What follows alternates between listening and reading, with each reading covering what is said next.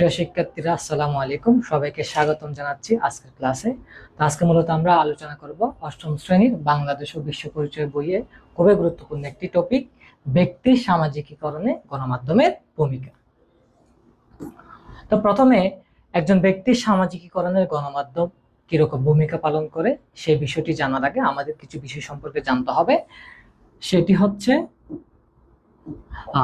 সামাজিকীকরণ বিষয়টা কি, এরপর হচ্ছে গণমাধ্যম বিষয়টা কি। এই দুটি বিষয় সম্পর্কে প্রথমে আমাদের জানতে হবে। তো আমরা আমাদের ক্লাসের শুরুতে আমরা ছবি দেখতে পাচ্ছি, যেখানের মধ্যে একটি পরিবারের সদস্যরা সবাই মিলে টেলিভিশন উপভোগ করছে। যেমনি ভাবে আমরা আমাদের পরিবারের মধ্যে সব সদস্য একসাথে মিলে টেলিভিশনের বিভিন্ন ধরনের শিক্ষামূলক, বিনোদনমূলক ভিডিও দেখি এবং এখান থেকে বিভিন্ন শিক্ষণীয় বিষয় আমরা গ্রহণ করি। এই যে আমরা টেলিভিশন থেকে শিক্ষণীয় বিষয়গুলো দেখে এবং শিক্ষণীয় বিষয়গুলো গ্রহণ করছি, আমাদের মনের মধ্যে বিভিন্ন ধরনের মূল্যবোধ সৃষ্টি হচ্ছে, সহমর্মিতা, সহযোগিতার মনোভাব সৃষ্টি হচ্ছে। এটাই হচ্ছে মূলত সামাজিকীকরণে টেলিভিশন গুরুত্বপূর্ণ ভূমিকা পালন করে। ঠিক এভাবে অনেকগুলো মাধ্যম আছে যে মাধ্যমগুলা একজন ব্যক্তির সামাজিকীকরণে গুরুত্বপূর্ণ ভূমিকা পালন করে। সুতরাং আজকে আমরা জানবো কোন কোন যে মাধ্যম আছে, যে মাধ্যমগুলা একজন ব্যক্তির সামাজিকীকরণে গুরুত্বপূর্ণ ভূমিকা পালন করে। প্রথমে আমরা জানবো সামাজিকীকরণ বিষয়টা কি। মূলত সামাজিকীকরণ হচ্ছে একটি চলমান প্রক্রিয়া, যে প্রক্রিয়াটা শুরু হয় একজন শিশুর জন্মের পর থেকে, এবং এই প্রক্রিয়ার ক্ষেত্রে কিছু এলিমেন্ট, কিছু উপাদান রয়েছে, যে উপাদানগুলা খুবই গুরুত্বপূর্ণ ভূমিকা পালন করে। তো সামাজিকীকরণ প্রক্রিয়ায় প্রথম যেই বাহন, যেটা প্রথম উপাদান, যে বিষয়টা সবচেয়ে গুরুত্বপূর্ণ ভূমিকা পালন করে, সেটা হচ্ছে পরিবার। কারণ পরিবার হচ্ছে সামাজিকীকরণে খুবই গুরুত্বপূর্ণ ভূমিকা পালন করে। কারণ আমরা জন্মের পর থেকে পরিবারের যে সদস্য রয়েছে, তাদের যে অনুভূতি, তাদের যে ভালোবাসা, তাদের যে শ্রদ্ধা, এগুলো আমরা শিখতে পাই। এবং পরিবারের যে নিয়ম কানুন, যে রীতিনীতি, যে ধর্মীয় বিশ্বাস, যে পোশাক পরিচ্ছদ, যে অভ্যাস, সেগুলো আমরা পরিবার থেকে শিখি এবং আমাদের জীবনের মধ্যে সেটা কি হয়, প্রতিপালিত হয়।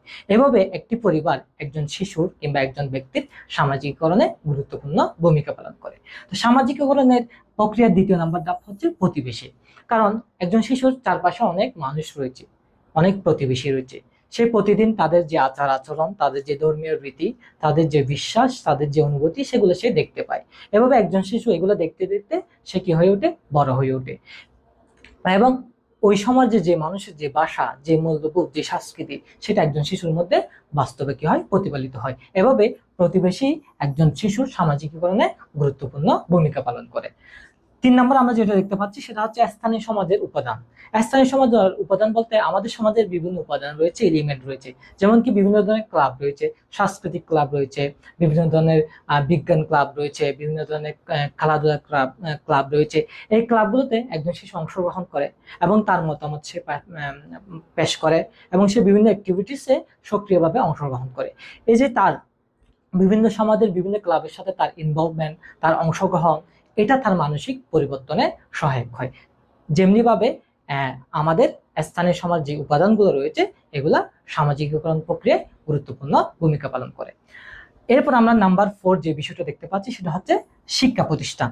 শিক্ষা প্রতিষ্ঠান একজন শিশুর সামাজিকীকরণ প্রক্রিয়ায় গুরুত্বপূর্ণ ভূমিকা পালন করে।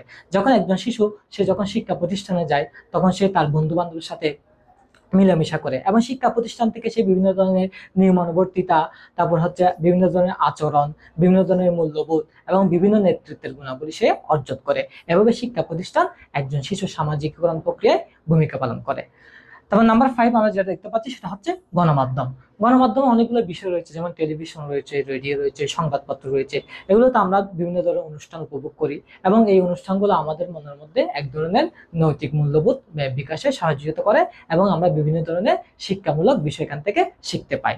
ঠিক আমাদের গণমাধ্যম একজন শিশুর সামাজিকীকরণ প্রক্রিয়ায় ভূমিকা পালন করে। এবার নাম্বার যেটা লাস্ট নাম্বার আমরা দেখতে পাচ্ছি, সেটা হচ্ছে প্রযুক্তি। কারণ বর্তমান যুগ হচ্ছে প্রযুক্তির যুগ। এই প্রযুক্তির যুগে আমরা বিভিন্ন ধরনের প্রযুক্তি আমরা ইউজ করি, যেমন কি ফেসবুকের মাধ্যমে আমাদের মতামত আমরা শেয়ার করি, আমরা আমাদের সাথে বিভিন্ন ধরনের নতুন ফ্রেন্ডশিপ সৃষ্টি হয়। এভাবে প্রযুক্তি একজন শিশুর সামাজিকীকরণ প্রক্রিয়ায় ভূমিকা পালন করে। তাহলে আমরা যদি ওভারঅল একটি সংজ্ঞায় চলে যাই সামাজিকীকরণে, সেটা হচ্ছে সামাজিকীকরণ হচ্ছে এমন একটি প্রক্রিয়া, যে প্রক্রিয়ার মাধ্যমে একজন ব্যক্তি কিংবা শিশু সমাজের বিভিন্ন নিয়ম কানুন, বিভিন্ন ধরনের সংস্কৃতি সে শিখে এবং তাকে সমাজের একজন উপযোগী মানুষ হিসেবে গড়ে তোলে। আমরা দেখতে পাচ্ছি এখানে একজন ব্যক্তিকে প্রথমে সমাজ তার যে নিয়ম কানুন রয়েছে, সমাজের যে নিয়ম কানুন রয়েছে সেটা সে এখান থেকে শিখতে পাবে। এরপর হচ্ছে যে রীতিনীতি রয়েছে সে শিখতে পাবে, তারপর হচ্ছে সংস্কৃতি সে শিখতে পাবে এবং তাকে সমাজের একজন উপযোগী মানুষে কি করবে, পরিণতি করবে। এটা হচ্ছে মূলত সামাজিকীকরণ। এখন আমরা জানবো গণমাধ্যম বিষয়টা কি। গণমাধ্যম মূলত এমন একটি বিষয় যেটির মাধ্যমে সংবাদ, মতামত, তারপর বিভিন্ন ধরনের বিনোদনমূলক অনুষ্ঠান কি করা হয়, জনগণের কাছে পরিবেশন করা হয়। আমরা এখানে দেখতে পাচ্ছি জনগণের কাছে সংবাদ, মতামত, বিনোদন যেসব মাধ্যমে পরিবেশন করা হয় সেটিকে মূলত আমরা গণমাধ্যম বলি। তো আমরা এখানে বিভিন্ন গণমাধ্যম উদাহরণ দেখতে পাচ্ছি। একটা হচ্ছে পত্রিকা, টেলিভিশন, রেডিও, চলচ্চিত্র। এগুলোর মাধ্যমে মূলত আমরা সংবাদ, মতামত, বিনোদনমূলক বিভিন্ন ভিডিও কিংবা শিক্ষামূলক বিভিন্ন অনুষ্ঠান আমরা উপভোগ করি, সেজন্য এগুলো হচ্ছে গণমাধ্যম। এখন মূলত আমরা আলোচনা করব, আমরা এখানে কিছু ছবি দেখতে পাচ্ছি, যে ছবিগুলো হচ্ছে গণমাধ্যমে। প্রথমে আমরা দেখতে পাচ্ছি সংবাদপত্র, দ্বিতীয় নম্বর হচ্ছে টেলিভিশন, তৃতীয় নম্বর হচ্ছে রেডিও, চতুর্থ নম্বর হচ্ছে বিভিন্ন চলচ্চিত্র। মূলত এই বিষয়গুলা একজন ব্যক্তির সামাজিকীকরণে গুরুত্বপূর্ণ ভূমিকা পালন করে। তো আমরা বিস্তারিত বিষয়গুলো আলোচনা করব। প্রথম আমরা যে বিষয় আমরা দেখতে পাচ্ছি সেটা হচ্ছে সংবাদপত্র। সংবাদপত্র কিভাবে একজন ব্যক্তির সামাজিকীকরণে গুরুত্বপূর্ণ ভূমিকা পালন করে। একজন ব্যক্তির সামাজিকীকরণে সংবাদপত্র গুরুত্বপূর্ণ ভূমিকা পালন করে, কারণ সংবাদপত্র আমরা আমাদের যে আপন দেশ বিশ্ব সম্পর্কে একটা স্বচ্ছ ধারণা পাই এবং এটা আমাদের মনের যে মূল্যবোধ আছে সেই মূল্যবোধের বাস্তব মূল্যবোধ আমাদের মনের মধ্যে কি হয়, প্রতিফলিত হয় এবং আমাদের মনের মধ্যে যে সংকীর্ণতা আছে সেই সংকীর্ণতা আমরা সংবাদপত্র পড়ার মাধ্যমে দূর করি।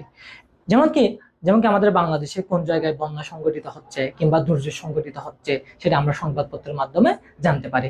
যখন আমরা আমাদের দেশের কোনো অঞ্চল যখন বন্যা সংঘটিত হয় তখন তাদের প্রতি আমাদের একটা অনুভূতি, এক ধরনের অনুভূতি কি হয়, সৃষ্টি হয় এবং আমরা তখন বিভিন্ন ধরনের সহযোগিতার হাত বাড়িয়ে দিই, আমরা ওই জায়গায় ত্রাণ পৌঁছানোর জন্য চেষ্টা করি। এই যে সংবাদপত্র একটা বিষয় জানার মাধ্যমে একজন ব্যক্তির যে সহমর্মিতা, সহযোগিতা যে সৃষ্টি হচ্ছে, এটাই মূলত সামাজিকীকরণ। সেজন্য সামাজিকীকরণ সংবাদপত্র একজন ব্যক্তির সামাজিকীকরণে গুরুত্বপূর্ণ ভূমিকা পালন করে, কারণ এটা আমাদের পরস্পরের মধ্যে সহনশীলতা, সহমর্মিতা এবং বিশ্বজনীনতার বোধ সৃষ্টি করে। দ্বিতীয় নম্বর যে বিষয়টা সামাজিকীকরণে খুবই গুরুত্বপূর্ণ ভূমিকা পালন করে সেটা হচ্ছে বেতার বা রেডিও। বেতার বা রেডিওতে আমরা শুধু সংবাদ পরিবেশন করে না, বরং বেতার বা রেডিও বিভিন্ন শিক্ষা বা বিনোদনমূলক অনুষ্ঠান কি করে, প্রচার করে। এগুলো আমাদের জনসচেতনতা সৃষ্টি করে এবং আমাদের মনের মধ্যে সংস্কৃতিবোধ সৃষ্টি করে। যেমন কি আমরা 1971 সালে যদি আমরা দেখি, 1971 সালে রেডিওতে বিভিন্ন ধরনের মুক্তিযুদ্ধের বিভিন্ন ধরনের যারা মুক্তিযুদ্ধে অংশগ্রহণ করেছে তাদেরকে অনুপ্রাণিত করার জন্য বিভিন্ন ধরনের গান পরিবেশন হতো, বিভিন্ন ধরনের অনুষ্ঠান পরিবেশিত হতো। এগুলো শোনার মাধ্যমে মানুষ বিভিন্ন ধরনের অনুপ্রাণিত হয়েছে এবং সেই মুক্তিযুদ্ধে সক্রিয়ভাবে অংশগ্রহণ করেছে। ঠিক তেমনি অনেকগুলো অনুষ্ঠান তৎকালীন সময়ে বেতার বা রেডিওর মাধ্যমে তখনকার সময়ের মানুষগুলো উপভোগ করেছে। এভাবে বেতার বা রেডিও একজন ব্যক্তির সামাজিকীকরণে গুরুত্বপূর্ণ ভূমিকা পালন করে। এরপর আমরা দেখতে পাচ্ছি টেলিভিশন একজন ব্যক্তির সামাজিকীকরণে গুরুত্বপূর্ণ ভূমিকা পালন করে, কারণ বর্তমান বিশ্বের সবচেয়ে জনপ্রিয় একটি মাধ্যম হচ্ছে টেলিভিশন। যে টেলিভিশনটা আমাদের চিন্তা ভাবনা এবং জীবনযাপনকে নানাভাবে কি করে প্রভাবিত করে, কারণ টেলিভিশন শিক্ষামূলক, বিনোদনমূলক, তথ্যমূলক বিভিন্ন অনুষ্ঠান কি করে পরিবেশন করে। এই অনুষ্ঠানগুলা নাগরিককে যেমন আনন্দ দেয় ঠিক তেমনি শিক্ষা নিয়ে বিভিন্ন বিষয়ও কি দেয়, শিক্ষা দেয়। এই অনুষ্ঠানগুলা দেখে আমাদের মনের মধ্যে যে মূল্যবোধ আছে সেই মূল্যবোধের বাস্তব প্রতিফলিত হয় এবং আমরা পারস্পরিক সহনশীলতা, সহমর্মিতা আমাদের মনের মধ্যে সৃষ্টি হয়। সেজন্য টেলিভিশন একজন শিশু থেকে শুরু করে বৃদ্ধ পর্যন্ত সবাইকে নানাভাবে কি করে প্রভাবিত করে। তবে টেলিভিশনের দুইটা দিক আছে, একটা হচ্ছে ইতিবাচক আর একটা হচ্ছে নেতিবাচক। ইতিবাচক যে বিষয়গুলো আছে এই বিষয়গুলো একজন ব্যক্তির সামাজিকীকরণে গুরুত্বপূর্ণ ভূমিকা পালন করে, আর নেতিবাচক যে বিষয়গুলো রয়েছে সেগুলো আমরা চেষ্টা করবো সবসময় অ্যাভয়েড করার, কারণ এগুলা একজন ব্যক্তির নৈতিক যে মূল্যবোধের অবক্ষয় ঘটাতে সৃষ্টি করে। সেজন্য আমরা সবসময় চেষ্টা করব টেলিভিশনের যে ইতিবাচক দিকগুলো রয়েছে, ইতিবাচক বিষয়গুলো রয়েছে, এগুলো দেখা। একদম লাস্ট আমাদের সামাজিকীকরণের সবচেয়ে গুরুত্বপূর্ণ ভূমিকা পালন করা হচ্ছে চলচ্চিত্র। চলচ্চিত্র মূলত যে চলচ্চিত্রগুলো সুস্থ, রুচিশীল এবং শিক্ষামূলক, এই চলচ্চিত্রগুলো শুধু মানুষকে আনন্দ দেয় না, বরং মানুষকে মূল্যবোধ, মানবিকতা এবং সহানুভূতিতা বোধ কি তোলে, জাগিয়ে তোলে। শুধুমাত্র যে চলচ্চিত্রগুলো সুস্থ, রুচিশীল এবং শিক্ষামূলক, যে চলচ্চিত্রগুলো অসুস্থ, অরুচিশীল, নেগেটিভ, এগুলো কখনো একজন মানুষের মূল্যবোধের, ইতিবাচক মূল্যবোধ গড়াতে সাহায্য করে না, বরং এই চলচ্চিত্রগুলো একজন মানুষের নেতিবাচক মূল্যবোধ গড়াতে সাহায্য করে। তাই আমরা সবসময় চেষ্টা করব সুস্থ, রুচিশীল, শিক্ষামূলক যে চলচ্চিত্রগুলো আছে সেগুলো উপভোগ করা। এগুলো যদি আমরা উপভোগ করি তাহলে এখান থেকে আমরা কিছু বিষয়, শিক্ষণীয় কিছু বিষয় শিখতে পারবো এবং আমাদের মনের মধ্যে মূল্যবোধ সৃষ্টি হবে। সেজন্য চলচ্চিত্র একজন ব্যক্তির সামাজিকীকরণে গুরুত্বপূর্ণ ভূমিকা পালন করে। সুতরাং আমরা এতক্ষণ পর্যন্ত যে বিষয়গুলো দেখতে পেয়েছি, এগুলো হচ্ছে একজন ব্যক্তির সামাজিকীকরণে গুরুত্বপূর্ণ ভূমিকা পালন করে। সেজন্য আমরা আজকে থেকে আমরা চেষ্টা করব গণমাধ্যমে যে বিষয়গুলো আছে, এই বিষয়গুলো, যে পজিটিভ বিষয়গুলো রয়েছে, ইতিবাচক বিষয়গুলো রয়েছে, এগুলো উপভোগ করা। সুতরাং সবাইকে অসংখ্য অসংখ্য ধন্যবাদ যারা এখন পর্যন্ত আমার ক্লাসটা দেখেছো।